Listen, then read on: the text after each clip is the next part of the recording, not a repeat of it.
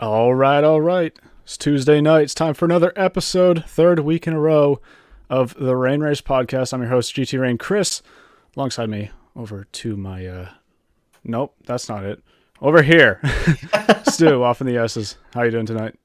Oh, pretty good. 3 weeks in a row. We've We're been on a talking to each roll. other a lot. Yeah, I know.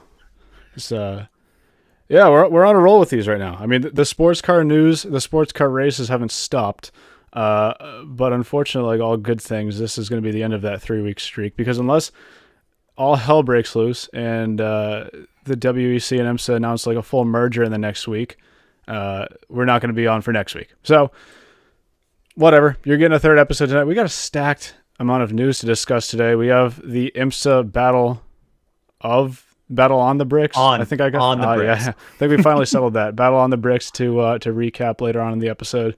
And we got everything to cover you in between. So, second week in a row, I'm going to let you start off with the first news story of the night. Yeah, so kind of segueing from what we were talking about last week with hypercar. I think it was last week, anyways, with hypercars, and could there be potentially one that comes over to IMSA? Could we? And we also had some news emerge about the Aston Martin LMH potential program being revived, Allegedly. allegedly. We do have a little bit more, or there was some comments that were made over the weekend by Heart of Racing. Heart of Racing, of course, one of the top, if not the biggest Aston Martin GT team that's currently operating in a championship around the world. And their team principal Ian James said to Sports Car 365 this weekend, when asked about the potential of a hypercar program, that I see lots of reports, but most of it is news to me. Long term, our goal is to be in the top class, but we have no direct path to that right now. There's nothing in the immediate future. Nothing's agreed or signed, or there's a definite direction. I can't imagine us not being in GT for the next couple of years, but things move fast, so you never know. Pretty interesting comments made by Ian James. Of course, if this program were to be broken, it's probably, or broken news wise, it's we're likely not going to hear that from the mouth of Ian James. But some interesting words there. I think it kind of makes sense. It does sound like it would be very early reports that the Aston Martin LMH program would be revived. But Chris, I know that this was a news article that you were very interested in last week. You didn't want to hear your heart you didn't want to get your heart broken once again. And this isn't breaking your heart, but I think it does put No, a slight damper it's on expectations, right? a little bit. I try to read in between the lines of team principal announcements. This was definitely a very corporate announcement. And by the way, I think you did mention, but this was story from Sports Car 365. I'm gonna have all the stories linked down below in the description and the episode description on podcast platforms if you want to check those stories out for yourself. Because we're just basically gonna paraphrase a lot of these stories, and we're also just gonna discuss our opinions on them. But there's a lot more to unpack in the articles themselves. Like I said, I think it's a very corporate statement. Really, what he's saying is our intentions right now are to focus on our current GTD programs. I think that's more than fair. They're very strong in both categories right now. And they wouldn't really want to insinuate anything to the contrary. One interesting thing that he did say, Ian James, later in that interview, is that Heart of Racing wouldn't be directly involved in an LMH program, at least from an investment point of view, in restarting the Valkyrie LMH project. So basically, he's saying, look, it's not really our decision. We're not involved in trying to revamp this project. If Aston Martin wants to do that on their own and they want to sell to customers, we'd probably be more than interested. But they, from a financial standpoint, don't want to be involved in revamping that project. Sort of a 180, though, of what we were told in a couple of articles recently from Autosport, and then in the past there were some suggestions from dailysportscar.com that were sort of implying that they might be involved from a financial point of view. Yeah, I mean, this would be a pretty ambitious project, investment-wise, to embark on, especially depending on the level of factory support, of course, that they would get. So it kind of makes sense for them to that comment. I think definitely makes a lot of sense. But yeah, it's yeah, I don't really have much else to say on it from the investment point of view. Otherwise, other than a hypercar program is obviously expensive. Right. It's Especially a dual program in both yeah, championships. I mean, you're talking at least probably three times what they're spending on IMSA right now to run two different cars in two different, or at least two different cars in two different series, with a completely new car. So yeah, and you've seen some of the financial struggles that privateer teams, if you want to, Glickenhaus is the main one there. The financial uh, strain that can put on things in a world a championship that globe hops. So yep. it would be a huge step up, like you said, from an IMSA program or even from the program that they've taken on at the halfway mark in the season in WEC. They're dipping their toes in the water there, of course, but yeah, a hypercar program is going to be on a whole different level than a GT program. Yeah. So now let me ask you a question. We have one story over here from Autosport Daily Sports Car. We got another story over here from Sports Car 365. They're complete polar opposites. One of them is saying, "Oh, Heart of Racing is going to be involved in backing this program financially. They're going to be sort of involved from day one in reviving this entire hypercar project." The other one is an interview from Ian James himself saying, "What are you talking about?"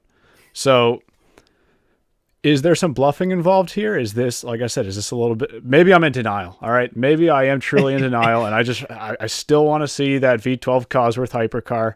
All right. I'll admit it, but maybe I just don't really see how you get two different sides of the news iceberg with this kind of story. Well, there's always two completely different sides to the story for many things in life, and usually the truth kind of lies in the middle. Right. There would have to be some pretty accurate sources for this news to have broken in the first place. I don't think that I can't remember who broke the story. Was it Daily Sports Car? Well, Daily Sports Car didn't officially name drop Heart of Racing. It was Gary Watkins over at Autosport, with the article last week. Correct. So we're talking about some reputable news sources here. Right. There has to be something. Yeah, definitely not us.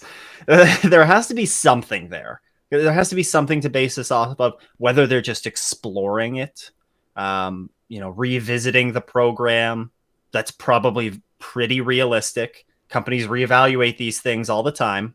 Well, maybe not all the time, but I can imagine that they would be reevaluating it. Is it? So I believe that there's something there. Is Heart of Racing involved? They might not be involved yet, but I think if you look at all the Aston Martin programs that are being run, that has to be, if not the top of the list, that has to be one of the top choices for them to go to if they were looking for a team to be involved in the program. So I want to believe that all of it's true. I think probably realistic, in a very realistic sense, it's somewhere in the middle. I think that's probably where it lands right now. The program is probably being explored. And that's probably the extent of it right now, but we really don't know. The only people who really do know that are those that are involved in Aston Martin, at Aston Martin. If there is a team that's potentially been reached out to, then they would know, of course, but it's very, very early. And this is certainly going to be something that we're probably going to have news trickle out about it one way or another as we wind down to the end of the WEC and IMSA seasons. It's probably going to be something that gets talked about a little bit in the off season. And ultimately people recognize Aston Martin and associate it with sports car racing. Aston Martin's been on the grid for years, and there's tons of fans of the manufacturer, and it's sure to be a talking point in the off season that hopefully we'll get a little bit more clarity on. Yep. And, we have Motul Petit Le Mans coming up in a little bit under a month now. I'm sure that there's going to be questions asked there. The only thing that really troubles me about the whole story is that Autosport article from last week had a lot of substance in it. I mean, it was saying Multimatic would be involved in the development of the car. They specifically mentioned Heart of Racing, lots of name get that dropping program off the ground. Yeah, exactly. To make those claims without having any real basis to back them. I don't think that that's something that would be an Autosports playbook. I would hope not. We'll have to wait and see. I mean, it's going to be one of those stories. It's going to be like the McLaren to hypercar story where it's like, we're considering it. And then Zach Brown says, focused on F1, and then rinse and repeat for the next 5 years. Hopefully it's not to the extent of that story, but I do think that this is going to be one of those wait and see things. Yeah, I was just going to add on there, hopefully that this is not something that drags on for, a year and we're just waiting for some comment to be made, and hopefully news comes sooner rather than later. Right. Taurus, I see you have a good question there. I'm going to save it for the end of the episode when we get to all the other questions. Do want to use that as a bit of a segue. If you have any questions that you want to ask this episode, I'm going to put this as a plug at the beginning of every episode, but you got a chat box on the live YouTube stream. Give us any questions you want. Last week we kind of went off the rails a little bit, but we will try to answer those throughout the episode or at the end if we can. And if you're listening to this after, not live, then let us know on X or any way that you can reach out to us. If you have a specific question for that week's episode, let us know. Or I throw a YouTube community post up before every episode. So if you go to my channel, youtube.com/@GTRain, you can put your questions in the comments there. Anyway, you can reach out to us. We'll try to get those questions in. Next story I want to talk about.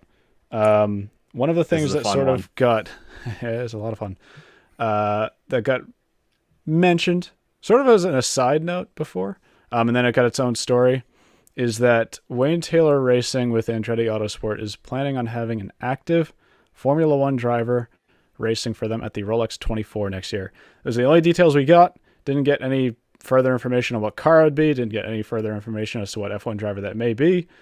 There's a lot to unpack here. I will say initially, throw my dart on the board because I'm really good at that. We'll get into that at some point in this podcast. I really thought Kevin Magnussen would be a shoo-in for that. I mean, he's raced in the DPI era with Chip Ganassi.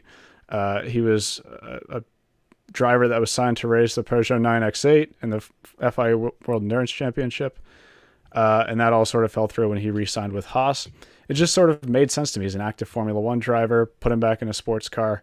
And he really strikes me as one of those drivers that is interested in doing sports car racing alongside racing in Formula One. He was scheduled to race in this year's Rolex 24 in the GTD Pro, or it was just the regular GTD class, correct? Pro.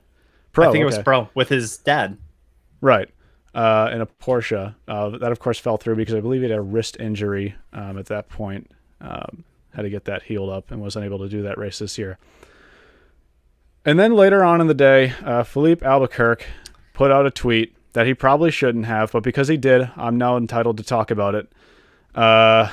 He said, and I'll quote this, who will it be? I'll give you one tip.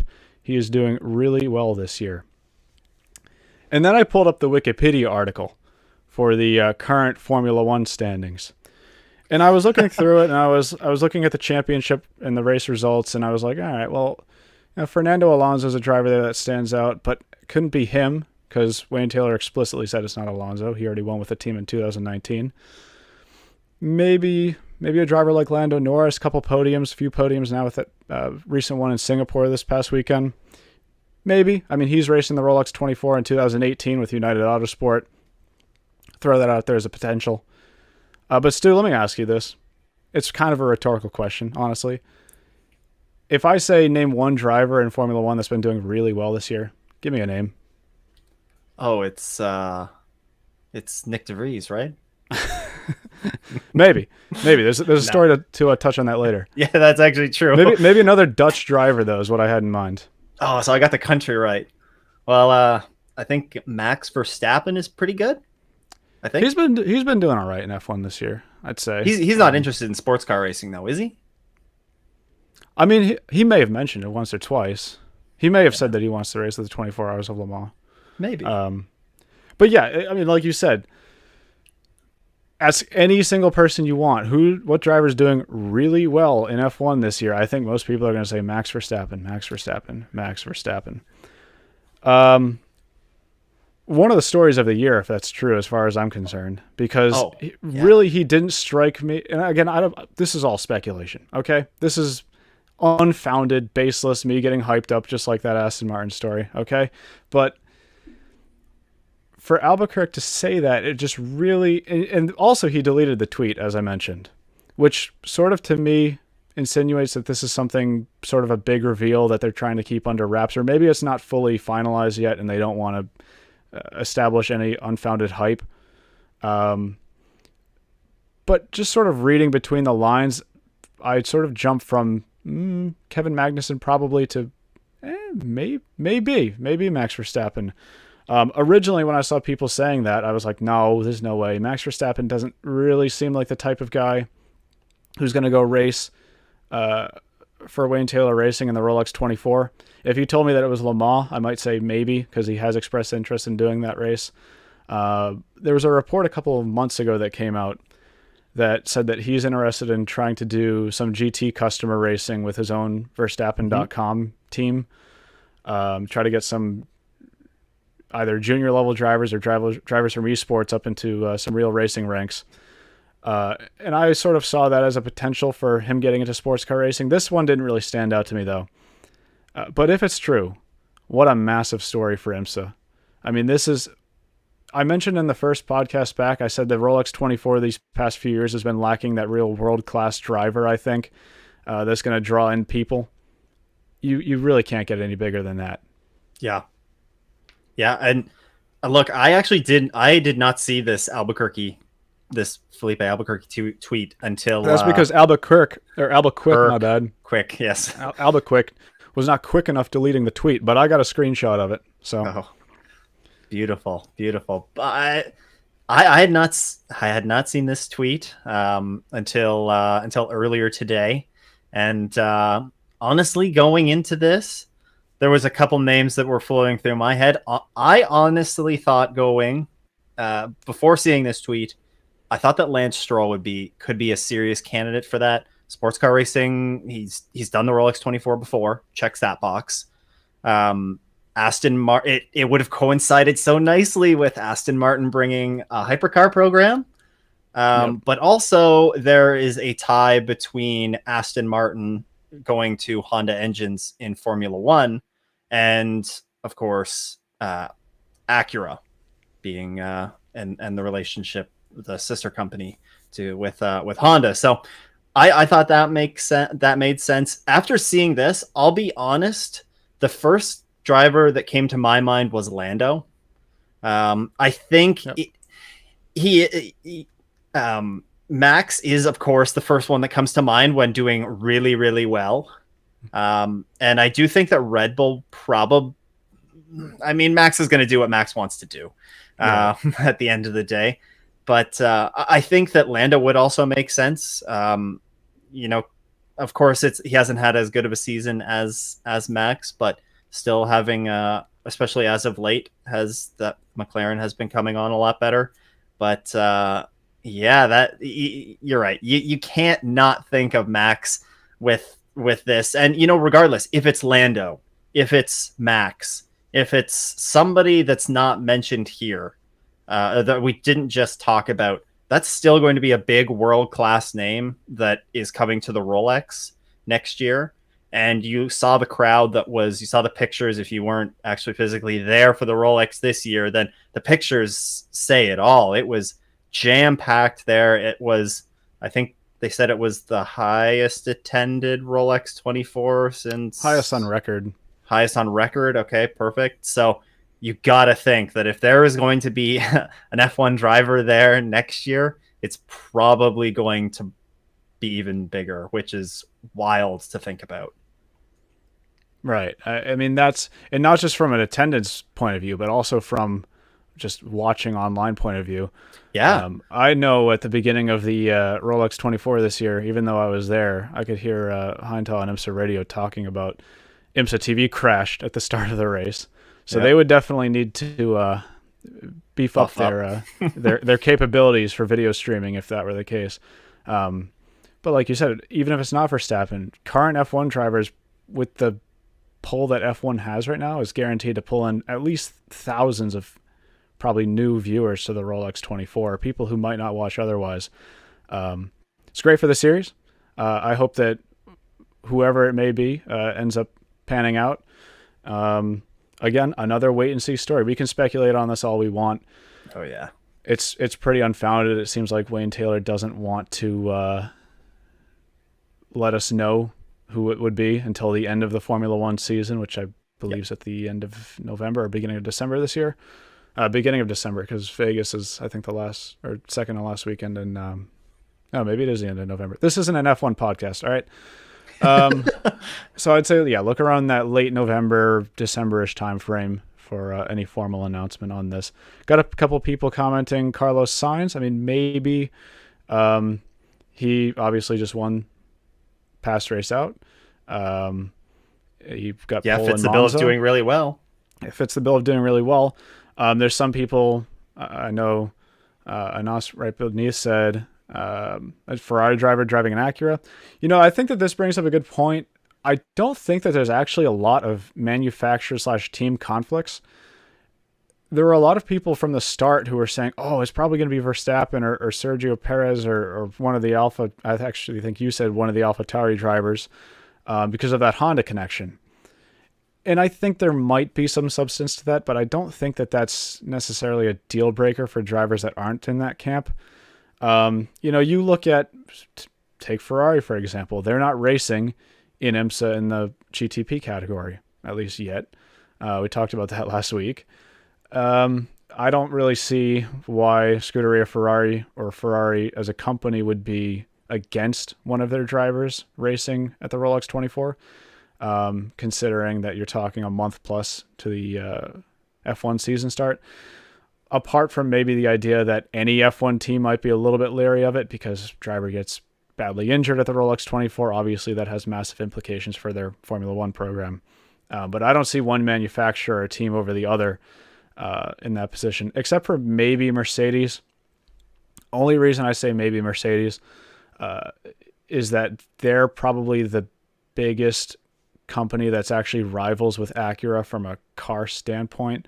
But even them, I don't know if that would really play a factor. But for the record, I really don't expect to see Lewis Hamilton or George Russell in this car. They just don't really seem to fit the bill to me. Yeah. Bozy makes a great point. If you don't know Bozy, yeah, good to see him in the chat. Mechanic for Vassar Sullivan, puts out a lot of great stuff on social media. Definitely worth a follow if you're not following him already. But he said a lot of manufacturers will let drivers into cars from other OEMs for big races as long as they're not competing against their own OEM. We know that Acura is not in the WEC right now. Of course, we hope that that's going to change in the future, but currently no conflict between that Acura ARX06 and the Ferrari 499P. Right. And actually, you know, we saw this, I guess if you want to talk back in 2018, Fernando Alonso was racing for McLaren / kind of Renault as an engine manufacturer in Formula One, but was also racing with Toyota in the World Endurance Championship. I mean, this is not unprecedented. I think it does sort of open the field for who it could be. Of course, Felipe Albuquerque kind of closed that field a little bit with his bold statement. And that's what makes this whole episode a little bit more spicy. But we'll continue talking about it if we get any news. Again, this might be something that gets brought up around Petit again, but I think Wayne Taylor is going to be pretty close-mouthed about this one for the next few months at least. Yeah, definitely. So on the topic of Sports Car 365, yeah, they wrote a story that Wayne Taylor is expecting. This is a quoted story from Wayne Taylor. I don't really want to read into any of the quotes from that story, although I could pull up a copy of it. The story was deleted, so I don't really want to dig into it. I don't know why it was deleted, but I'm just going to leave it at that. Wayne Taylor was basically quoted saying that they're expecting to be the only Acura team in GTP next year, leaving Meyer-Shank Racing to explore other options. We talked about this in episode 1. I threw my dart on the board and I said that I think Meyer-Shank's probably going to be back with an Acura next year. If I had to throw any dart on the board and say where are they going to be, that just sort of made sense to me. It didn't really seem like they had any other options lined up. like I said, that story has since been deleted. I don't know if it's because anything in that story was untrue. But if it is true, then that sort of leaves you hanging. Where's Meyer Shank going to go next year? Are they going to have a presence in IMSA? Are they going to focus fully on their IndyCar program? Maybe they switch classes in IMSA. They try to go to something else. Maybe they try to do a hypercar program down the road. But I think that it sort of leaves some untied ends from their standpoint. Yeah, we've talked about this a bit in recent episodes, and it's definitely one of the big questions as we're heading into the offseason is what's going to happen with Meyer Shank. It's again, we've mentioned it. They're a championship winning organization. It would be very sad to see them not on the IMSA grid next year. And I hope that one way or another, they are going to be able to find their way on the grid, whether it's some sort of a bridge program to something else, whether they return to the GT ranks and dust off that NSX. Yeah, exactly. Well, actually, I thought I saw something about Acura and the support for that program next year. I thought I saw an article that wasn't so great about that, but sort of a joke, but yeah, that's a conversation for another time. But you definitely want to still see them on the grid. At this point, it really doesn't look good for them being with Acura. All the nails seem to be kind of being hammered into that coffin. But where could we see them? Hopefully it's not just IndyCar. Hopefully we continue to see them on the IMSA grid. Right. We got another comment from an IMSA mechanic. We're just rolling with IMSA mechanics tonight. Andrew Kissinger said, would be surprised to see Shank in IMSA next year. Who knows? Maybe wrong. Yeah, I mean, we'll continue looking into this story. I think, again, I've said this is like the third story in a row I've said this, but wait for Petit. I think that there's going to be a lot of news and speculation that breaks around that time. Usually anytime we get reporters on the grid in IMSA, they'll do their investigative work and they'll try to dig up some loose ends for us. But I think that that's something that might get dug up around then. I believe John Doonan mentioned, I think I saw it in an video on the IMSA YouTube channel. They put out a lot of stuff this weekend with Marshall Pruitt playing host there. But he chatted with John Doonan, and I believe he said that they're hoping to have some sort of an entry list out or released at Petit Le Mans, at or before, I believe. I don't know if that's just numbers or if they might actually have listed teams, but yeah, we are going to be spoiled this IMSA offseason. We're not going to be going into January and a couple weeks out before the race be potentially guessing on who's on the grid and who's not. It sounds like we're going to get this very early. Hopefully. Yep. Hopefully. Right. Actually, I remember watching that video now because John Doonan mentioned a number of the full-time entries next year. I believe it was 60 for the Rolex 24. Do you remember the full season entry count that they're looking at? I thought he said they had received 65. So 65. But I don't know if that was just interested. For the Rolex. Yeah. Having expressed interest. Right. Obviously, you're not going to fit 65 teams on the grid at tracks like Laguna Seca or Road Atlanta, probably. Or CTMP. Or CTMP. Oh, well. Join Lime Rock. Now you know how I feel. Well, all aboard the pain train. All aboard. What a great issue for sports car racing to have, where there's like too much interest that they like physically can't fit all those teams on the grid. If you told me this story 6 years ago or so, I would say, no, you don't have enough teams on the grid. You need to find more people who are interested. Now we have too many people that are interested, and we see this with Le Mans right now, where they might be having to turn down some hypercar teams next year for a potential third car, just because there's like 20 plus cars that are expected to be on the grid for Le Mans next year in the hypercar class. Sort of uncharted waters for recent sports car racing that we're in right now, and what a great problem to have, like I said. Shall we move on to our next point here? And that's with Porsche, and they recently announced that they are working on and planning to roll out some reliability upgrades to their Porsche 963 for next season. Of course, LMDH cars under the regulations, they're not permitted to the Joker upgrades, I believe that they're referred to in Hypercar. Or they have a set number of upgrades that are available to them. So all of 5. Okay. Yep. So they don't have those available to them, and all of the updates that they have to that they want to do or that they're going to do are going to have to be approved by the FIA, ACO, IMSA, the governing bodies. But team principal Earls Corradle, I think I'm getting that right, reiterated that the upgrades won't be visible exterior changes. Rather, they're going to be modifications on the mechanical front for reliability and drivability improvements. They've tested them already earlier, or last month, I guess it was, at Spa. And they aren't alone. There are other manufacturers, Ferrari and Peugeot.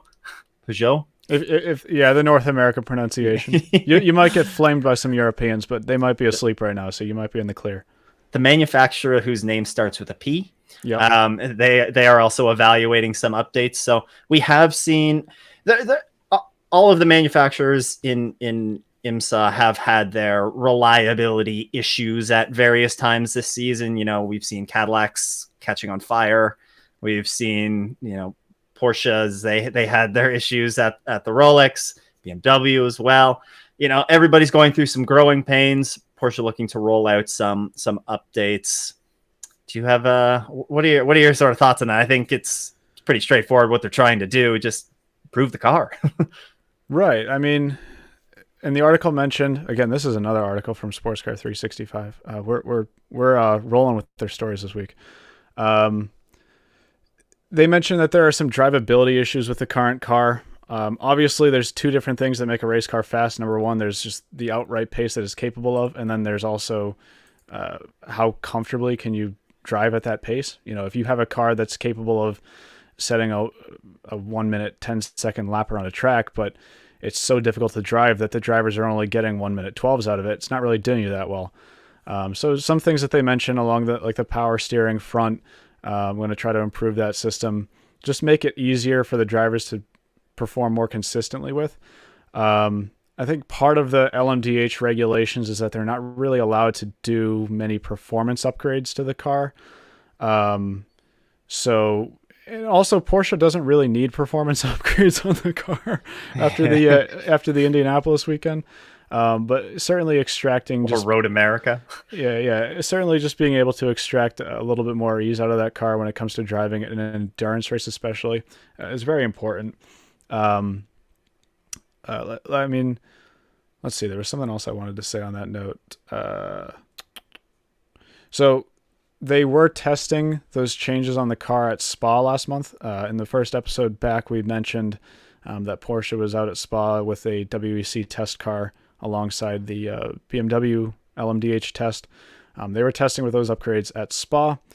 Those upgrades do have to get approved by the FIA, the ACO, IMSA, and the other LMDH manufacturers. So there is a different process that they have to go through compared to what the hypercars, I guess WEC hypercars would be allotted under that system, where they get those 5 Evo spec upgrades that they're allowed to make within the confines of the regulation. Of course, you can't show up with an all new car and say this is an Evo kit. I think from a reliability standpoint, Porsche was a bit of a surprise at the Rolex 24 this year. I think people thought that was the car that was going to be bulletproof, and it did prove that it was a little bit more vulnerable than we thought. In the early stages, I'm forgetting which one it was. I think it was the 7 car. Correct me if I'm wrong.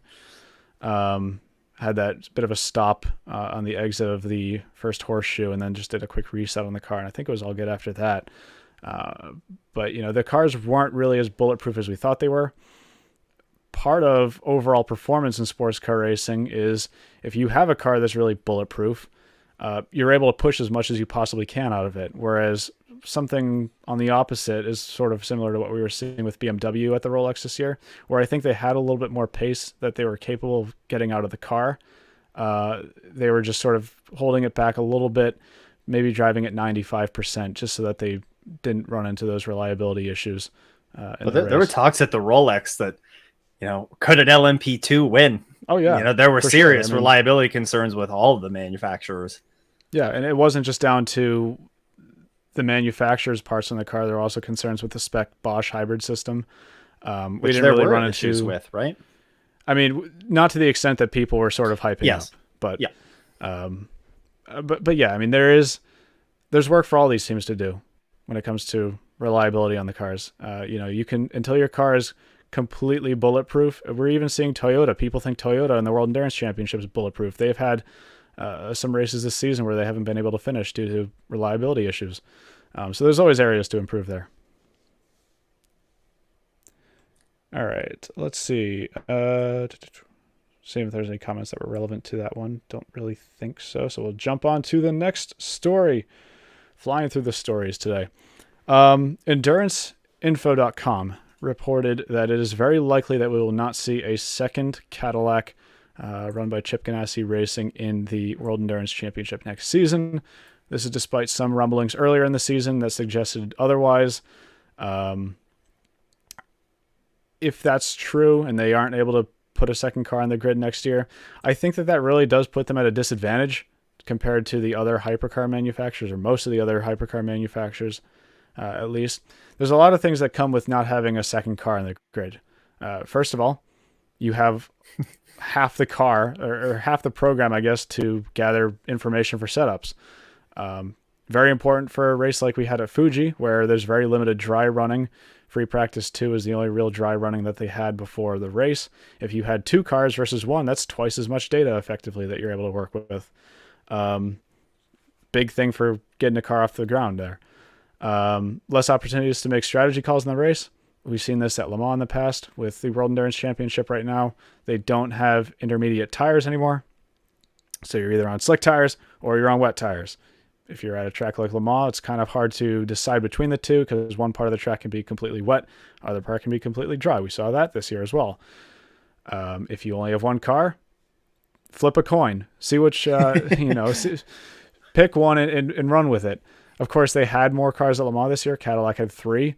But if you want to factor in the other races, you have to deal with the exact same scenario. Whereas if you have 2 cars, you can send one of them out there as a guinea pig, especially if it's not running that well, and see if those differing tire strategies is a better call. Second car on track is also helpful, of course, if you're trying to help your teammate out. Let's say one of the Cadillacs builds out a large lead, but Toyota's faster or Ferrari's faster and they're catching, and you need a little bit of gamesmanship from the second car to try to hold them off. You're not really able to do that if you only have one car on track, obviously. And then finally, we're talking about reliability. Having 2 cars in an endurance racing championship, I think, is very big because you have those 2 bullets in the chamber for reliability. If one car fails, still got the other one out there. You can divert the rest of the team resources to that car. I think from an endurance racing standpoint, that's what these manufacturers usually try to do. And actually, some of them are trying to go beyond those 2 cars because that's where we see 3, 4 cars sometimes come in for the 24 hours of Le Mans. Your thoughts on this? Disappointing if this is actually going to happen. You want to see as many cars on the grid as possible, but I think you do want to see, especially these factory outfits, having these multiple car entries for all of the reasons that you just mentioned, whether it's additional data, having 2 bullets, in 2 horses in the race. That's huge. It opens up a lot of different strategy calls, everything that you just mentioned, all really valid points. And it makes you wonder if this actually is indeed true and they're not going to be targeting an additional WEC entry next year. I wonder what the reason behind this would be. What, other than just cost aside, I'm struggling to understand why they wouldn't be able to do it, unless if they're still having serious supply chain issues, if that's a possibility. We know that there was discussion about that, especially with Cadillac this year. They had to bring their IMSA car over to Le Mans, I think it was, in for the it was the it was the yellow fronted car in the WEC that crashed at At Spa, had the Spa. big Yep, off. with Yes. Ranger at the wheel. So, and there were definitely discussions around that supply chain issues at that point with them. So are supply chain issues still such a large issue for these teams and manufacturers that we might not be seeing some of these that's still going to be a talking point going to the next year, to the point where we're not going to see a second car on the grid from a manufacturer as large as Cadillac, and with the backing that they have, it's, I don't know, that would be surprising and disappointing to see at the very least. Yeah, I would say finances probably come down to part of it. But I don't know. It just seems like Cadillac racing hasn't been as invested, or maybe even strong enough to say as interested in the worldwide scene of things as a manufacturer like Porsche has. Um, it seems to me like Cadillac's concern primarily is Le Mans. Um, but I just haven't seen that WEC program seem as strong as what they're doing, as what Porsche's doing. I mean, Porsche's out there. It looks like they're a team that's trying to fight for the World Endurance Championship. They're trying to win the manufacturer's title at the end of the season. Cadillac just hasn't really given off that vibe to me. I think they're diverting more of their focus to IMSA right now. Perfectly fine. I mean, IMSA is a regional championship. It's located all in North America. It's easier logistically to run a championship there. They have more experience running in that championship. And they probably get a very solid amount of eyes on that championship. Just being a GM program in the United States. That's just what I've noticed from that program as a whole. And I think that this idea, if it's true, sort of just aligns with that, where they just don't really strike me as a team that's quite as invested in the World Endurance Championship as they maybe should be, at least if they're trying to win that championship. Yeah. And this brings up a question from Taurus earlier that I think now this is a good time to ask this. Do you think the formation of the WEC as a world-spanning unified championship has made sports car racing more expensive? Followed that up by saying, if you want to get into a top-level class, you have to jump in with both feet and travel all around the world. Le Mans is certainly more expensive as a race than it once was when it wasn't part of a championship, because now you have to essentially, I guess if you want a guaranteed entry, your best bet is to run in the World Endurance Championship. And we see a lot of entry politics that have to deal with how many cars did you enter in the WEC. So I think that sort of plays a factor. Obviously, a World Championship is going to be significantly more expensive than running an IMSA. We've discussed this numerous times. It's pretty apparent. I mean, when you look at how both championships are structured, I don't know. I'm trying to think about how the manufacturers look at that decision, because we mentioned last week that there's a lot of manufacturers that seem more enticed by the idea of being able to go around the world. They're able to hit a lot more markets than they usually would be. I think being an FIA championship is part of that as well. But on the flip side of it, it's a lot more expensive. So that's something that each manufacturer has to weigh. Some manufacturers are really only concerned with running in the World Endurance Championship. Some manufacturers are more concerned with running an IMSA. So I don't think that it's necessarily a hurdle for the manufacturers. I don't think that that's holding them back quite as much as just how they want to represent their brand globally. Yeah. At the end of the day, it's going to boil down to a manufacturer by manufacturer decision where they see their priorities in the different markets that, the WEC visits, or that the WEC has lots of exposure in, because there's definitely countries where there is more fan, I guess, interest in it, and I think it's all going to boil down to a manufacturer by manufacturer decision. For Cadillac specifically, I can't imagine they're selling too many Escalades in Europe. Well, actually, I mean, you say that. I think I'm right in saying that Cadillac's second largest market is China. Now they don't have a race in China right now. The closest one to that would be Japan. But I do think that for a world championship, that's where you get that advantage is you're going to get more exposure racing, or you're going to get more exposure from that racing program in China racing in the World Endurance Championship than you probably would in IMSA. Yeah. That's my take on it, at least. Yeah. Tara said, the reason I brought that up is because I heard how F1 used to drop the worst 1 or 2 scores per season because some teams couldn't afford to race every GP. I'm not an F1 expert by any means. I'm assuming that he's talking about like a drop round. I only know that because I do some sim racing stuff where they'll say we're doing a drop round if you can't make it, where it won't count for the championship. Oh, true. That's news to me. I haven't heard of that in Formula One before, but I'm going to take your word for it that it was there. I don't think you're really suggesting that they should have a system like that in the WEC, if I'm interpreting your question correctly. But I don't think he's hoping. For that. But it's pretty clear why they don't really have a system like that. It's mainly because there's not really enough races on the schedule to do something like that. But I do get what you're saying. It's certainly more expensive to run a program like that, especially for the smaller manufacturers. And I think we're seeing that trickle down with some of the manufacturers like Glickenhaus, who aren't able to run a full WEC program for a couple of reasons. Number one, finances, and number two, it just isn't a big enough market for them to promote their business. We're seeing that with countries like Bahrain or Japan, where they probably really don't need as much exposure as they would in Le Mans or racing stateside. Okay.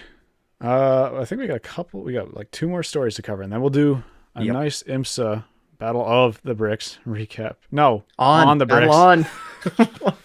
They were actually kind of battling with bricks, it seemed like, at times out there. But well, that's because when I was typing the description for the episode, I was like, Battle of the Bricks doesn't make any sense.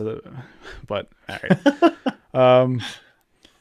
Nick DeVries is poised to take over full-time next year to replace Jose Maria Lopez in the number 7 car for Toyota Gazoo Racing in the World Endurance Championship. It's a story that came out recently from motorsport.com. DeVries joined Toyota as a reserve driver at the start of the 2022 season. Before that, raced for Racing Team Nederland in the WEC. He was set to join the number 7 car for the 2023 season, the beginning of this season. But before that season was able to get off the ground, he got a call up to race for AlphaTauri in Formula One. Obviously, that whole endeavor didn't really end too well, with his final race being the British Grand Prix back in July. So now he's looking for programs for next year. Doesn't really look like any F1 seat's going to line up for him. So the next logical place to join would probably be the place where you have experience as a reserve driver, and that is the number 7 car. Him replacing Jose Maria Lopez. Lopez has been driving in that car since 2017, when he was part of the 3rd car for Le Mans. I think that he would certainly be an interesting signing for them. He's a very young driver. I think he has a lot of potential. He's performed very well in sports cars in the past. And I think getting the call up to Toyota it can't get much better than that if you're trying to go big in prototype racing. Toyota's still the strongest team in the World Endurance Championship right now, and you're essentially signing yourself on to a pretty good chance of winning the 24 Hours of Le Mans. I mean, there's not a whole lot to complain about there. Yeah, no, that would be, I think, a strong driver for a strong team, for sure. There's talk about it in a moment, but one of the notes that we have here is the F1 is basically a feeder series for the WEC, and we've also seen it in IMSA as well. There's been drivers. Jack Aitken, I guess, raced in F2. He raced with Williams, I think, he filled in for a race or two, I believe.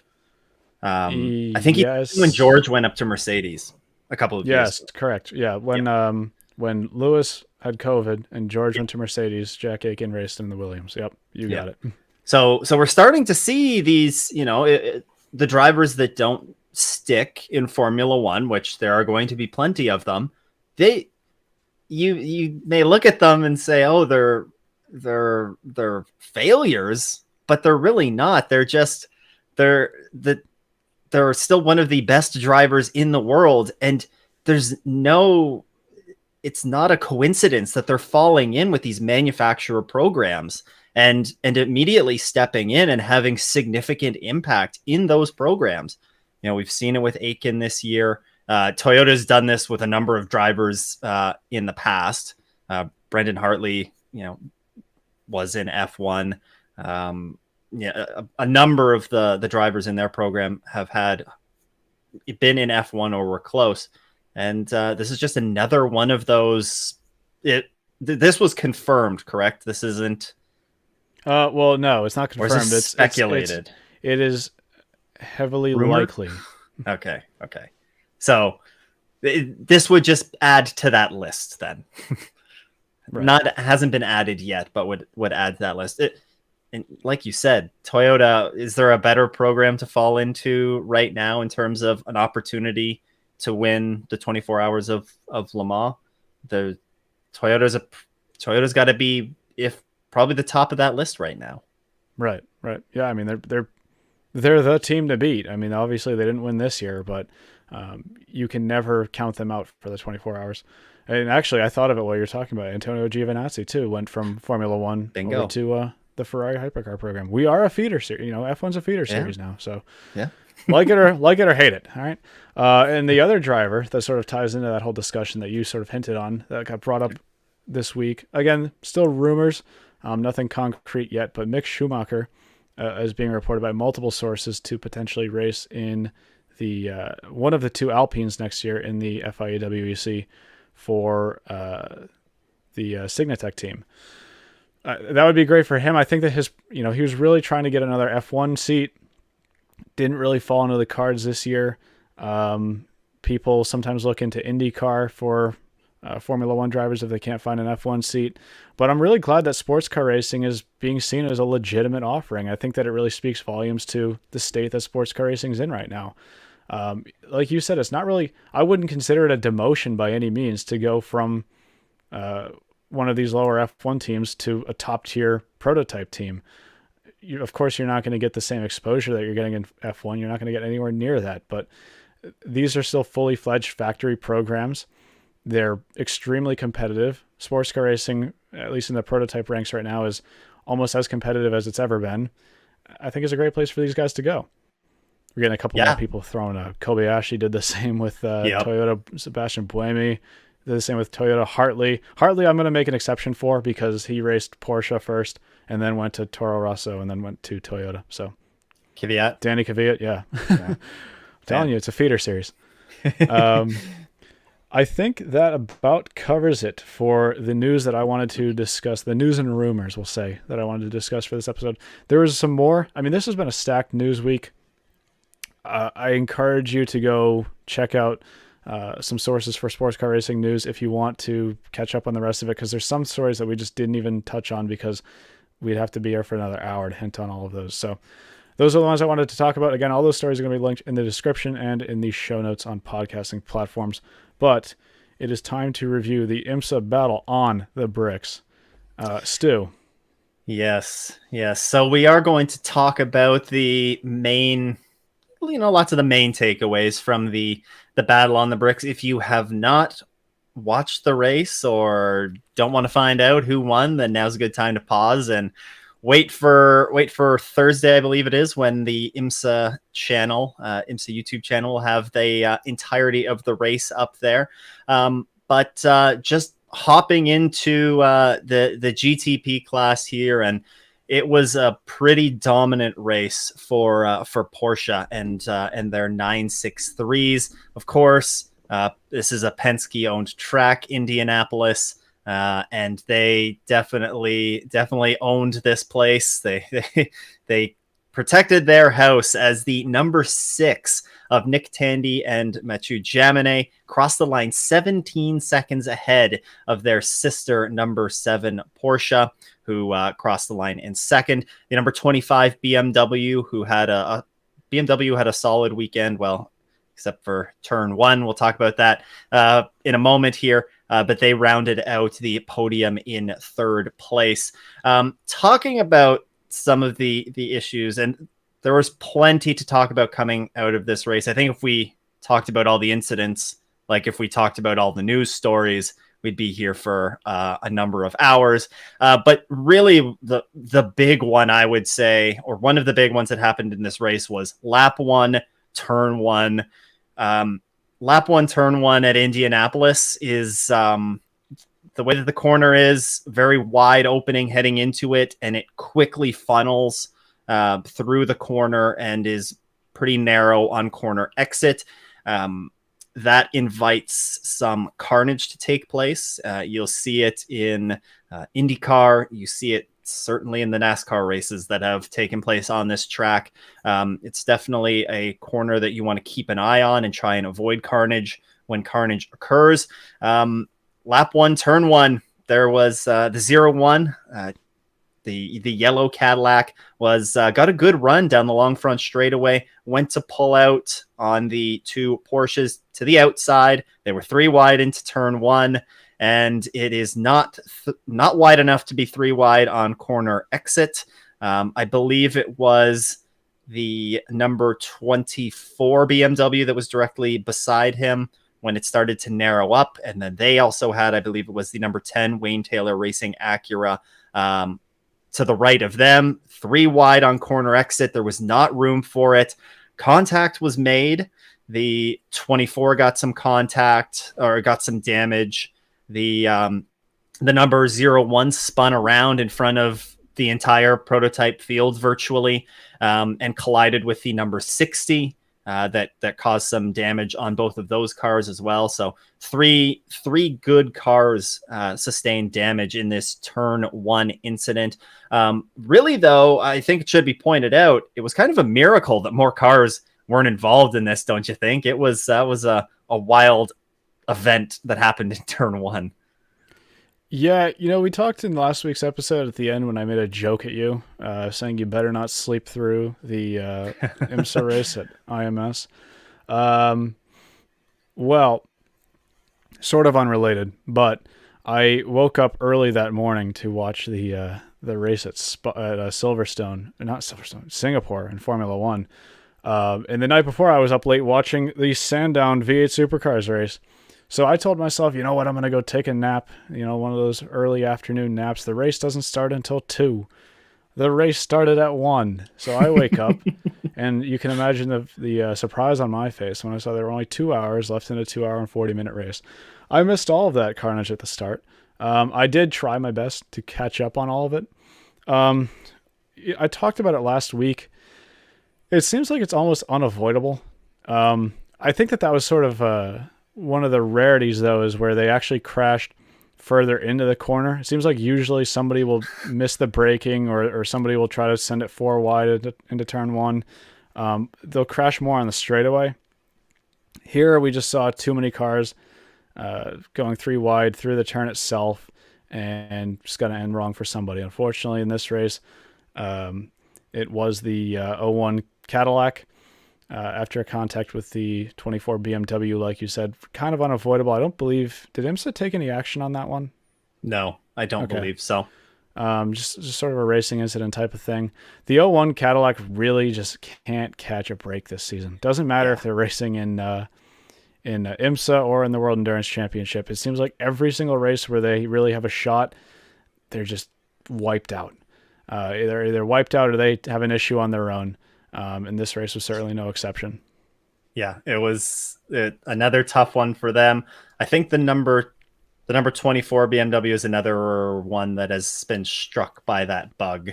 Yep. If I'm not mistaken, I know one of them has had much worse luck than the other one has. And then number 60 of Meyershank Racing, this was a race that they needed to have a good, strong finish in order to keep themselves in the championship hunt.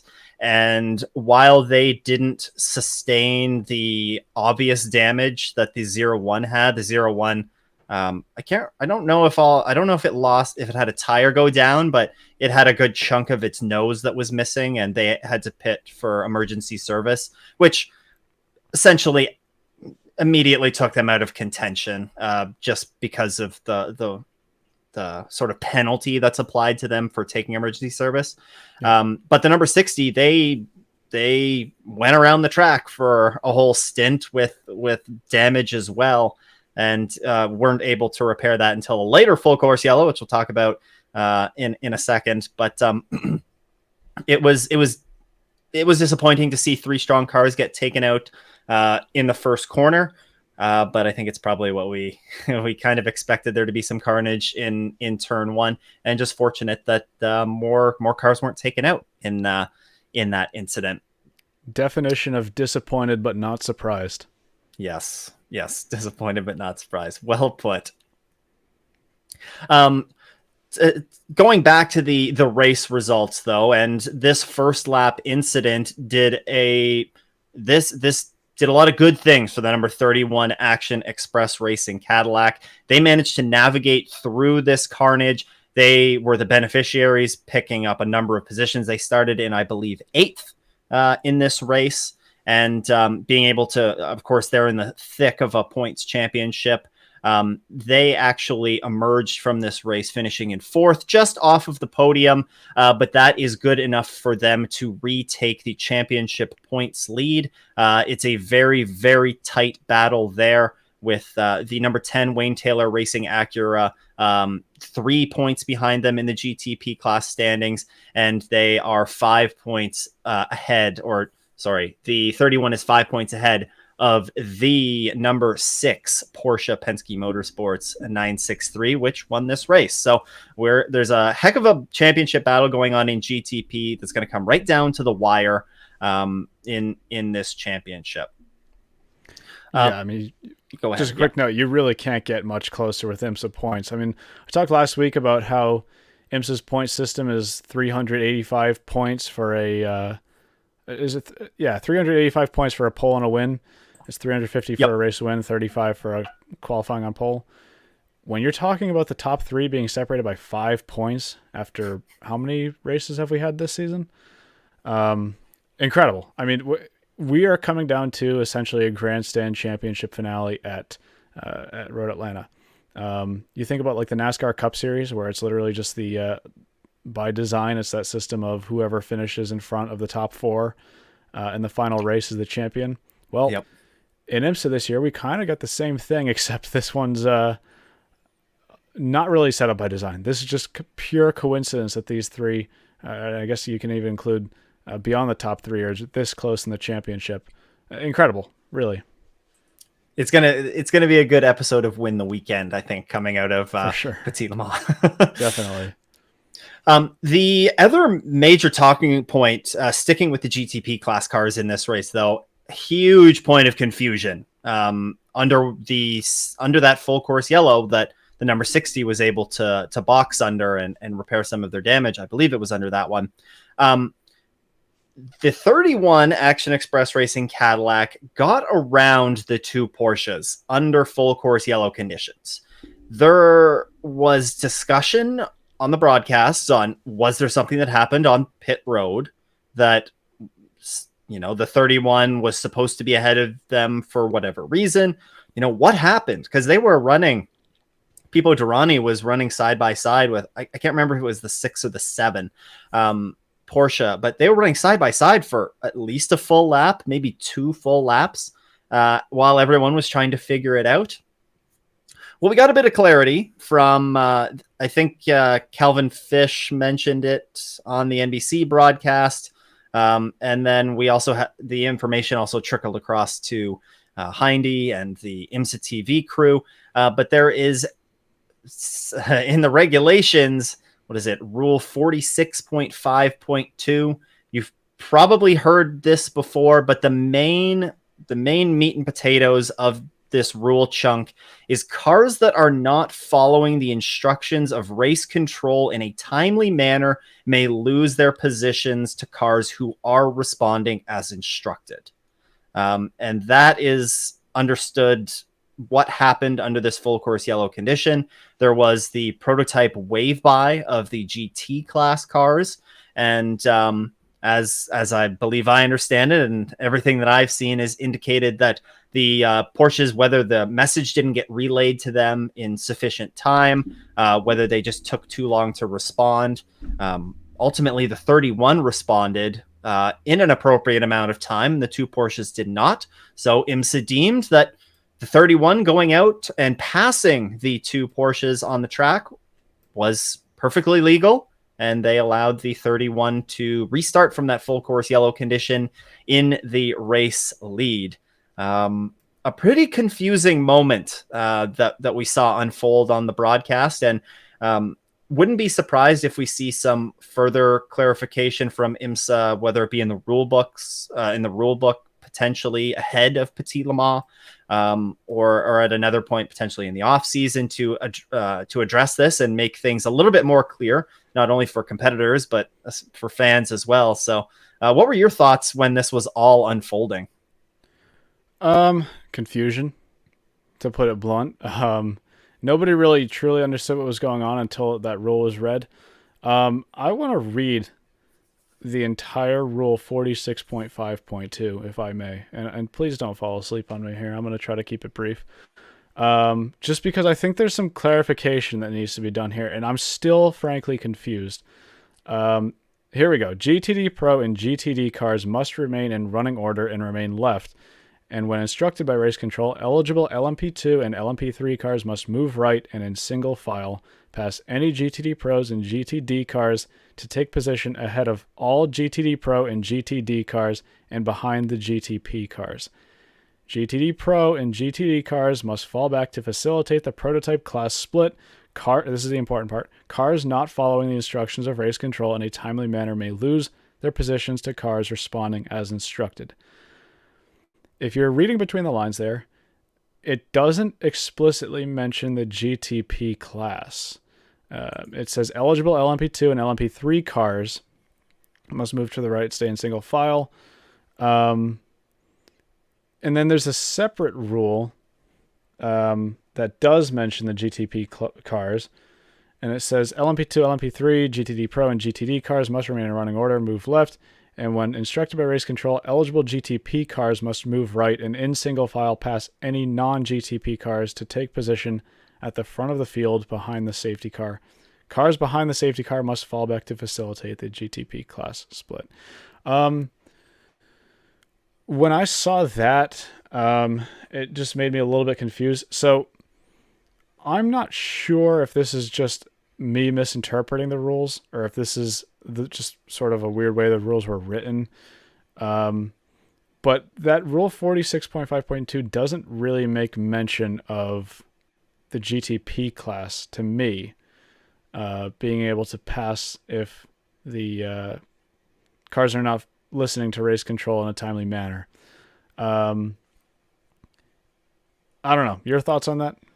Yeah, I mean, it was terribly confusing when it was all going down. Nobody knew what was going on until we had some information trickle out from race control, and that made its way to the broadcast booth. But like I said, I think this is. I wouldn't be surprised if we see IMSA do some slight tweaks to these regulations to make it a little bit more clear. Whether it's mention of GTPs, whether it's. I don't think that they're going to put in a specific amount of time that they have to, a specific amount of time that the teams or drivers have to follow to be able to obey the instructions before they're penalized. I think that's probably going to just remain a gray area. But terribly confusing. It's still confusing looking at it today. Even knowing the information that we do now, and we've mentioned it. I think in the first two episodes. Sports car racing is confusing. Yeah, well, I mean, any series when you break down the rule book is going to have rules like these that are confusing, and it's not just limited to racing either. There's plenty of cases like this in any sport that you watch. I think that if they just follow this precedent from now on, I don't think it's going to get mentioned again. If they do clarify the rule, that'd be great. People were saying, how do you define a timely manner? Yeah. Is 2 seconds not a timely manner? Is 15 seconds not a timely manner? I think what you said's accurate. I don't think that they really need to define it. I think that that's sort of one of the things that the stewards and race control are just going to have to decide. Durrani just sort of, did Durrani know about this rule in the back of his? Did the team know about this rule when they were? So that's always difficult to say, because there was, again, going back to IMSA's YouTube channel, there was a post-race chat with Pipo, and Marsha Pruitt asked him right flat out about this. Did you know about it? I don't know. I kind of got the impression that it was just, he just did as he was told, and that was kind of that. But I don't know. I whether it was him that knew about it or whether it was somebody on the team that knew about it. I mean, you got to know the rule book pretty well to, especially, this is the top level. You're going to try and find an advantage anywhere you can. So whether they were waiting for this opportunity to pounce on it, the 31, we're probably never going to know. Yeah. Well, certainly, I don't think any other teams are going to get caught slacking again after that one, because it really did. There was a moment when it looked like it could swing the race to the 31 car, and they were doing a decent job at fending off the Porsches for a little while. In turn one lap, I think it was in traffic. Porsche just got a better run than the Cadillac, and that was pretty much the end of it. Once the Porsches got clean air, they could sail away. But yeah, I think that this is sort of a one and done. The precedent's been set now. Probably not going to get brought up too many times in the future. I would hope not, at least. Because the last thing we want to do is spend another podcast talking 20 minutes about rules. Because I've watched the concurrent viewers on this episode plummet. People don't like the rules. So we'll move it on to the LMP2 class if you want. Yeah, we'll power through some of the notes from the rest of the class, and then we'll talk a little bit more about what our overall thoughts were on the race. But in LMP2, it was the number 11 TDS Racing entry that was driven by Stephen Thomas and Mikael Jensen that won in LMP2. A great drive in the second half of this race from Jensen, who, whether they had that much of a pace advantage or whether they were taking advantage of just other teams that were conserving fuel, or regardless, I think it was somewhere around 50 seconds that they made up over the course of the final stint. So great job from them. What it ultimately means at the end of the day, they have a 20-point lead over the number 52 PR1 Matheson Motorsports entry heading into Petit Le Mans. It is LMP2 and GTP are going to be some incredible races to watch at Petit Le Mans at the end of this season. And I don't know if this was really much of a story from the race, but I think one of the most terrifying accidents that I have seen this season occurred at Indy in the LMP2 class, and that was with the number 18 Era Motorsports entry. They lost it coming out of the final corner. A little bit uncertain if they got some help from a GT competitor that forced them kind of wide, but regardless, they were basically dead 90 degrees sideways, kind of a bit of a blind corner in the middle of the track, high speed area. And there were a bunch of GT cars and prototypes narrowly missing them. I think IMSA did a really good job deploying a pretty quick full course yellow, because it was very obvious that it was a very dangerous situation that the 18 was in. And Dwight Merriman, who was behind the wheel, did a great job of not moving that car, doing exactly what you're supposed to do in that situation, and just stay put. So pretty scary to see that car stuck sideways like that. But thankfully, everybody was pretty much completely walked away with it, maybe 4 flat spotted tires. And I think that was about it. Yeah, it sort of reminded me of what we saw back 20 years ago now with the F1 days. Of course, that was without the chicane in oval turn 1.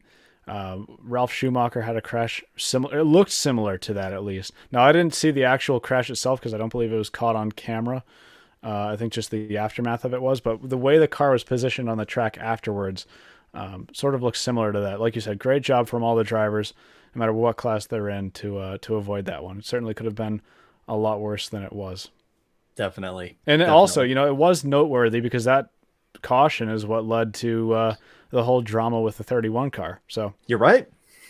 Tie it all back together. Yep. Moving on to LMP3, it was AWA that, while we saw Max Verstappen, his perfect season is not going to be, and I guess Red Bull's perfect season is not going to be a thing this year. And AWA brought an end to the perfect season for Riley and the number 74, as the number 17 Duquesne of Anthony Mantella and Wayne Boyd claimed victory there. The 74 of Gar Robinson and Josh Burton, they would go on to finish second place. And what it means for the championship there is they just have to start the season-ending Motul Petit Le Mans to take home the victory there. That's also their second victory of the season, coming at a couple of big tracks, the Rolex 24 and now at Indianapolis. So congratulations to them. Great comeback drive from the 74 car as well, by the way. Yes, you're right, because there was Gar Robinson had a very hefty crash in qualifying there, and they had to work to get that car back out. Yep, and like you said, it was the end of their, I guess, streak of wins. If you want to get cynical or very technical, you could say they didn't win Daytona. Daytona wasn't a points-paying race for LMP3. This was the first race of the season. Just think about that they did not win the points-paying race, and they still finished second. Dominant performance from that team this year. Definitely. In GTD Pro, it really looked like throughout the weekend that the number 9 FAF was going to be the car to beat, but they made a rare mistake on the opening lap. Actually, they didn't even make it to turn 1 before this mistake was made. It was a drive-through penalty that FAF got for a lane change on the start of the race. Unfortunate for them, they were very quick, kind of took them out of contention. And eventual winner, Jules Gouignon of WeatherTech Racing, he actually said that he felt like the 79 crew was kind of gifted the win after that mistake by the 9 at the start of the race. Denny Juncadella co-piloted the number 79 WeatherTech Racing Mercedes to that's their third victory of the season. Interesting that you hear of a team getting their third win on the season but aren't really in championship contention. It's been a very polarizing season for them, either very good or not good. So regardless, they're happy, of course, to get their third victory. And the number 14 Vassar Sullivan Lexus, they quietly kind of went about their business, just did what they do best, pulled out a podium, and ultimately what that means is that they just need to start the season-ending Motul Petit Le Mans to wrap up the championship in GTD Pro. Did you have any notes on GTD Pro? Not particularly.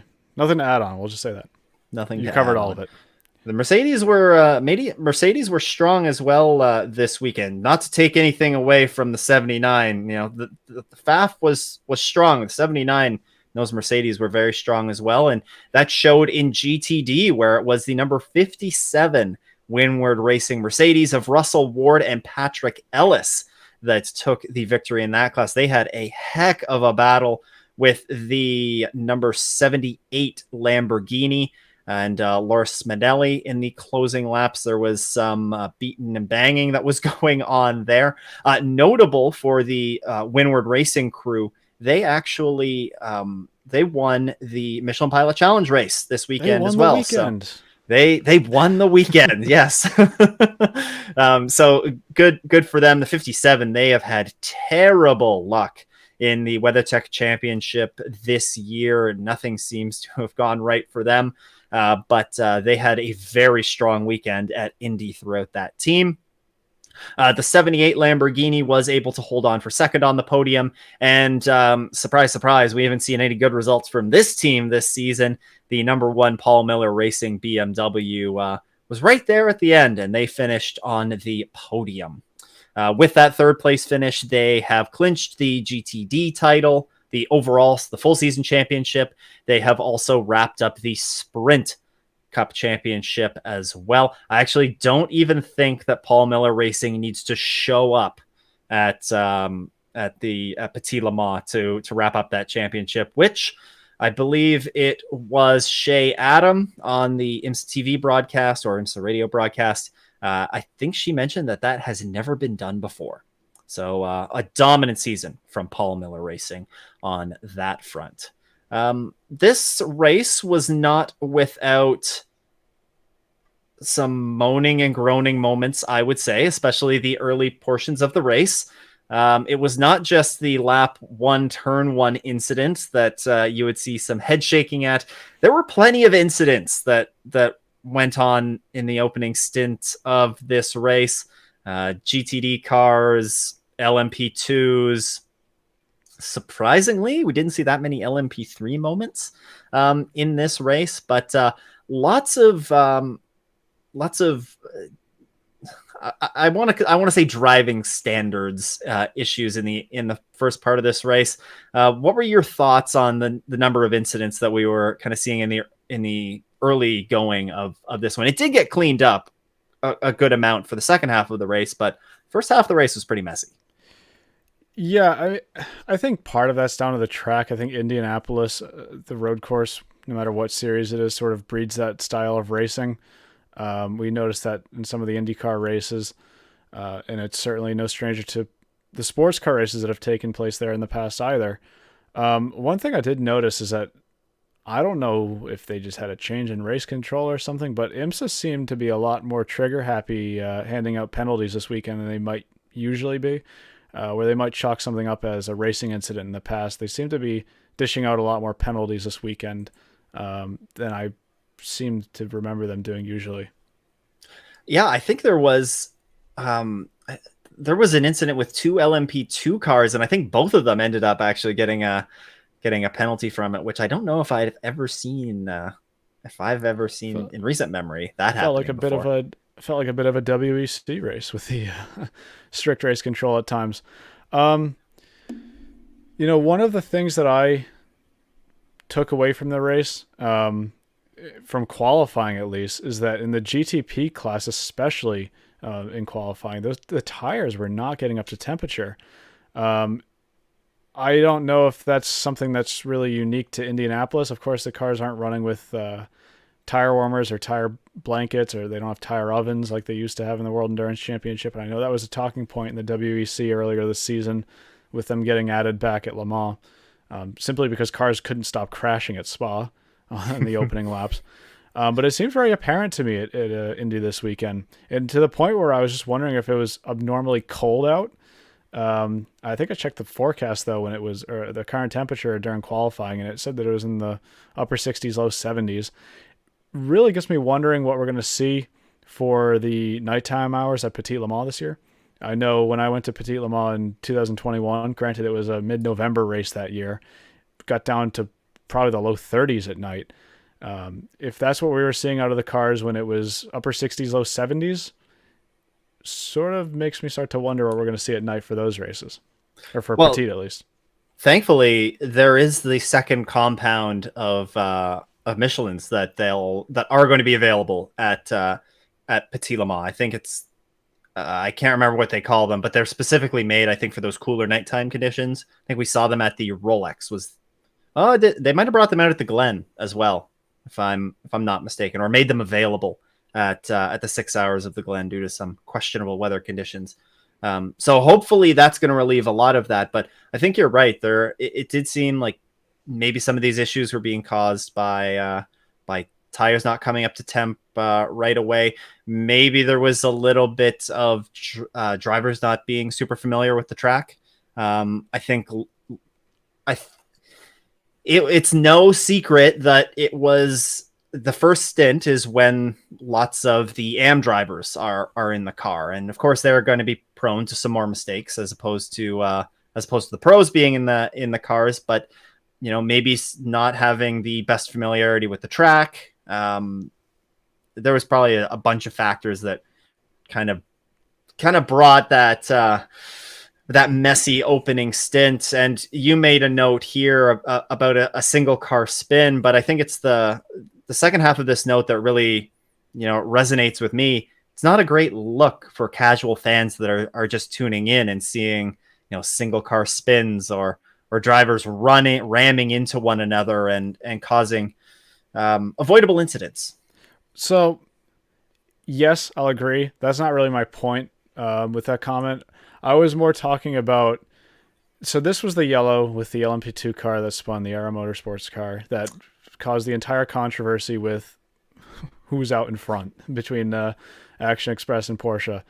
For a single car spin, you'd think most series, they'd probably get it sorted out in a few laps, maybe 10 minutes tops, 15 minutes on a really bad day. That yellow, I timed it at 23 minutes. That is this has been a complaint with sports car racing for me for a while, especially after Le Mans this year when we had that like hour and a half yellow a couple hours into the race. It just seems like the yellow rules are a little bit too complicated to me. I understand that we're trying to keep the racing close and competitive at the front, so there is a deal of wave around rules to be had there, and obviously you're pitting the cars separate based on classes, and of course that was a bit of an edge case where you had the whole controversy of figuring out who's in front. When you get yellows that are over 20 minutes long, especially for a single car spin like that, I just think there's a little bit to be tidied up there, because it's the long yellows that are not great for casual fans watching, especially on the road racing side of things where you might not be used to that. Formula One this weekend had a safety car. The car stopped. Was it Sonoda? No, I don't think it was Sonoda. I don't remember who. I'm so bad. I think it was Gasly. Yeah, near pit exit. I think the pit exit. Granted, another very quick thing, but they had that sorted out in a few minutes. I understand that F1's a completely different ballgame. I understand that you're not racing with multiple cars on track, or multiple classes of cars on track. And I understand that they didn't have to do wave rounds in that situation. But I do think that that's something that they need to consider, because if you make a habit of it, and there's certainly been a lot of long yellows in the past, I think IMSA yellows in particular have become a bit of a meme with how long they are. I would like to see a little bit of work done there, if they can. To clean that one up. I do want to make a quick thing about the tire warming, that I think that it comes down to a lot to what the track is. I mean, when you think about the Indianapolis road course in its current iteration, there's not really any high-speed turns. They used to have that when they ran the oval turn 1. Nowadays, they aren't doing that. They're running a very slow chicane there instead. And I think that plays a part of it.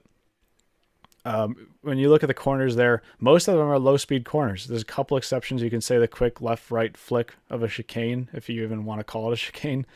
I guess might qualify as a high-speed corner, but you're not really getting that many opportunities to get temperature in the tires as you would compared to, like, say, a Sebring or a Watkins Glen or a Road America. Road Atlanta. Road Atlanta, where there's a lot of high-speed corners, especially Road Atlanta, turn 1. I think that really just played a big factor in it. But very apparent, though, that there were a lot of tire warming issues, especially in the GTP class. Yeah, I think... go ahead. I was just going to say, I think the discussion about safety car length and full course yellow, everything that goes on, I think that would make a good off-season topic for us, I think. Yeah, definitely. Have a deeper conversation about that, because, that's something that has been a big topic of conversation this season. Yep. Last real note that I noticed, not really a surprise, I was kind of expecting it. Traffic played a big factor in the race. There's not a whole lot of great passing zones, at least from the corners. And there's certainly parts of the track where you're just going to get stuck behind cars. I know the left-right flick chicane type thing is one of those where it's kind of sketchy to pass a slower GTD or LMP3 car if you're one of the GTP cars. obviously that played a factor with the change in the lead from the 31 car to Porsche again at the end of not the end of the race, but towards the end of the race. Wasn't really a surprise to me though. I was kind of expecting that it would be a bit of a traffic determined race. And I think Bourdais actually commented before the race as well. I think I saw a quoted article from Sports Car 365 where he was saying it was going to come down to traffic, and he was exactly right. I don't know if you have a whole lot to add to that, but No, I think nailed it there. Of course, traffic, huge. It was very apparent from, I think, the 10 minutes into the race, the traffic was already insane, and it was reflected in the incidents that we were seeing, especially early on in the race. The traffic never let up, and it played a huge part in this race. There's absolutely no doubt about that. Yep. All right, to wrap up this episode, I'm going to jump back to some of the questions. Again, if you have any questions you want to ask right now, now's the time to do it. Nitro asked earlier on, relating to the Cadillacs, have they discussed selling to customers, or is everything staying with Ganassi and Action Express? I haven't seen anything that would indicate that they're selling to any new teams next year. Beyond that, I'm not sure. For next year, though, I certainly wouldn't expect to see any additional cars from Cadillac on the grid. You know, the one team that sort of vanished who used to be affiliated with Cadillac was Spirit of Daytona Racing. But we haven't seen them in quite a few years now. I believe it hasn't been since 2018, maybe 2019, where we haven't seen them. It'd be really great if they could come back, but I don't see that in the pipeline.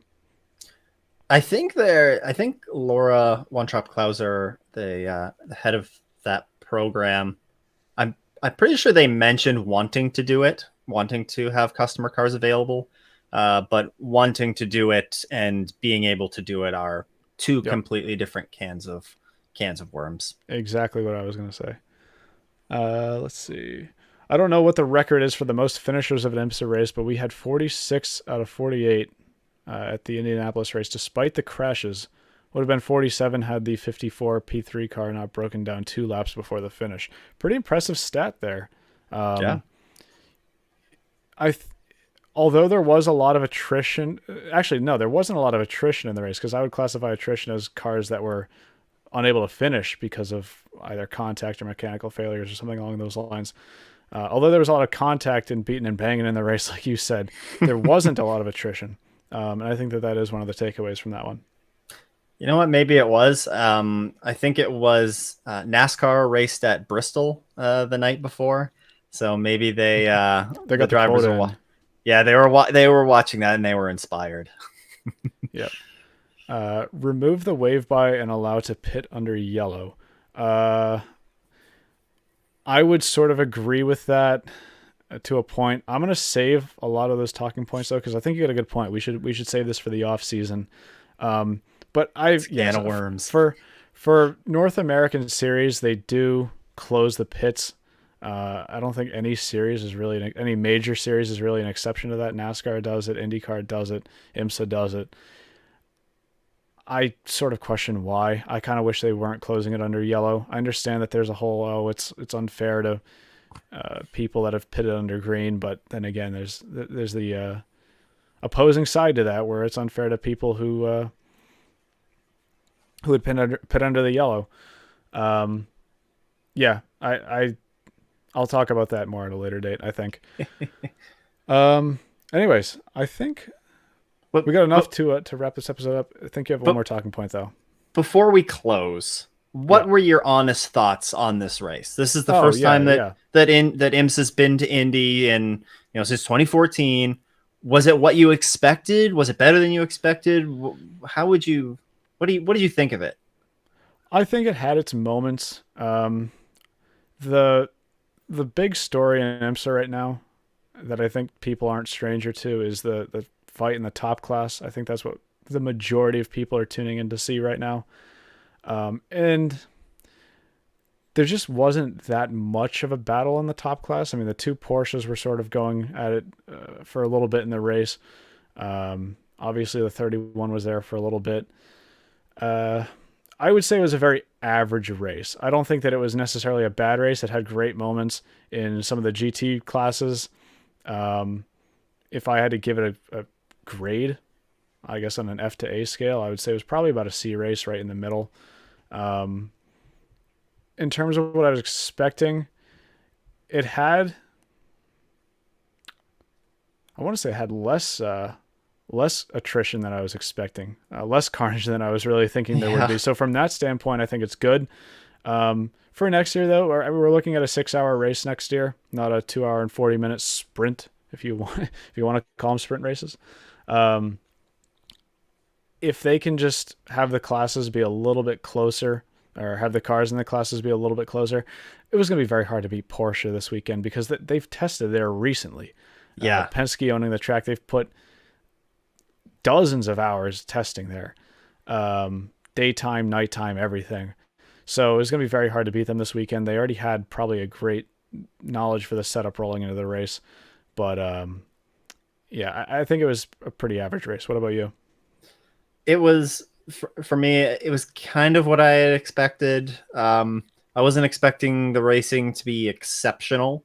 I thought it was going to be a little bit messy, which it certainly lived up to that, especially in the first half of the race.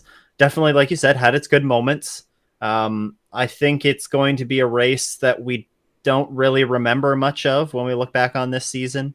Just going to be kind of a race that happened. That the big storyline is going to be that IMSA returned to Indy. That's a huge story. Great for the sport. Good to see them returning there in such an iconic venue. I am a little bit concerned after seeing the race, what a 6-hour race is going to look like there. I saw some people that, absolutely loved the race, which great. If you have lots of the fans that are enjoying the race, then amazing. I am a little bit concerned what a 6-hour race is going to look like there. But we can cross that bridge when we get there and see how everything else is unfolding at that point in the season. It looked like attendance was pretty good, which I think is definitely good. It's hard to tell because Indy is such a massive place that anything less than 300,000 people kind of looks like it's empty. But all indications were that it was a pretty healthy crowd that turned out. So I think overall, it kind of met my expectations, what I expected for the race. And, hopefully it's going to, hopefully it's just going to improve crowd wise, quality of racing wise, as the years go on with this event, because it looks like it's going to be on the calendar for the long haul. And, I am looking forward to it returning next year for the 6-hour race. But I am concerned that it might be a little bit of a wreck fest at times, but we'll see. Yeah. See you in a year. Or you know what? How about we'll just see you in 2 weeks instead? We're going to be off next week. Going to take a bit of a rest. Again, hopefully the entire world of sports car racing news doesn't burn over the next week, or else we might be forced to do an episode next Tuesday. But as it stands right now, nothing next Tuesday. We'll be back, though, in 2 weeks to offer a bit of a Petit Le Mans preview, because the episode after that will be 2 weeks after that one. We'll be reviewing Petit Le Mans. I'm sure there's going to be a lot of news that comes out between now and then, and looking forward to seeing all of you there. Stu, any closing thoughts from you? No, just we have one round left on the calendar. It's going to be a barn burner, and especially the GTP and the LMP2 championships. Really looking forward to it. Yep. And we hope you all enjoy that. Hope you all enjoyed this episode. Hope to see you in 2 weeks. Take care.